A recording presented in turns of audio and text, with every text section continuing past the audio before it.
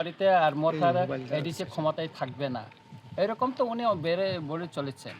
আমার প্রশ্ন হচ্ছে, বিকাশ দেববর্মা যে গণতান্ত্রিক ভাষণ দিল মাননীয় মুখ্যমন্ত্রীর সামনে, আমাদের মাননীয় এমপি তথা বিজেপির সভাপতির সামনে, যে আমরা এমন ব্যবস্থা করব যে ব্রয়লার মুরগের মতন সোলাই ফলাইব, তা আইনের শাসন যদি ত্রিপুরায় চলে থাকে, আমি মাননীয় মুখ্যমন্ত্রী মহোদয়ের কাছে একটা প্রশ্ন রাখতে চাই, এই যে অগণতান্ত্রিক যে উনি ভাষণটা আনপার্লামেন্টারি যে ওয়ার্ডটা ব্যবহার করছেন, এর জন্য উনি কি ব্যবস্থা নিয়েছেন?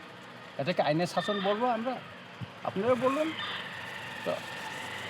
বিপিন দেববর্মা জেনারেল সেক্রেটারি, আপনাদের একজন সাংবাদিক কমল ত্রিপুরা হেজামারাতে আক্রান্ত হয়েছিল। আমি নিজে গিয়েছি, যে সাংচাতির যে মালিককে নিয়ে আমি গেছি। আমি প্রথমে মোহনপুর হসপিটালে গেছি, তারপরে হেজামারায় গেছি, বিকেলে হসপিটালে দেখে আছি। আমি প্রেসের মুখোমুখি হয়েছিলাম। বিপিন দেববর্মা আমার সামনে বলল, আমরা এমনকে ত্রিপুরামঠার কর্মীদের এটা করব যেটা ত্রিপুরায় কোনো ত্রিপুরামঠার কর্মী থাকতে পারবে না। এই সমস্ত পার্লামেন্টের কথা বলে কে উস্কানি দিচ্ছে ত্রিপুরা? উত্তেজনাটা, রাজনৈতিক উত্তেজনাটা কে করছে? এটা তো আপনারা নিজেরা দেখুন, তারাই তো করছে। আর সব দুষ্টার ত্রিপুরামথার উপর।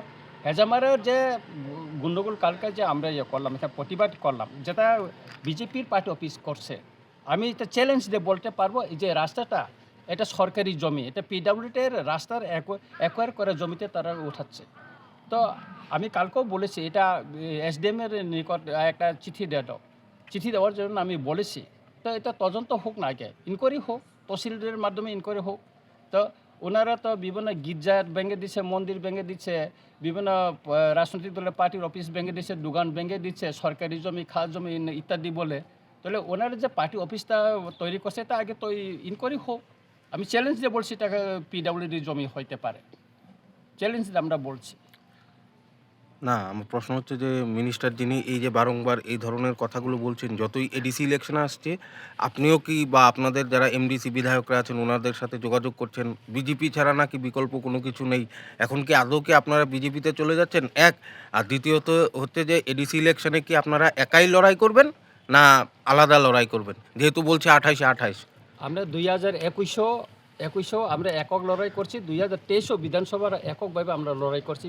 আগে নির্বাচন ঘোষণা হোক, তারপর দেখা যাবে লড়াই 28-এ কে পায়। বিকাশ দেববর্মা তো বলেছে 28-এ 30 পাবে ওনারা।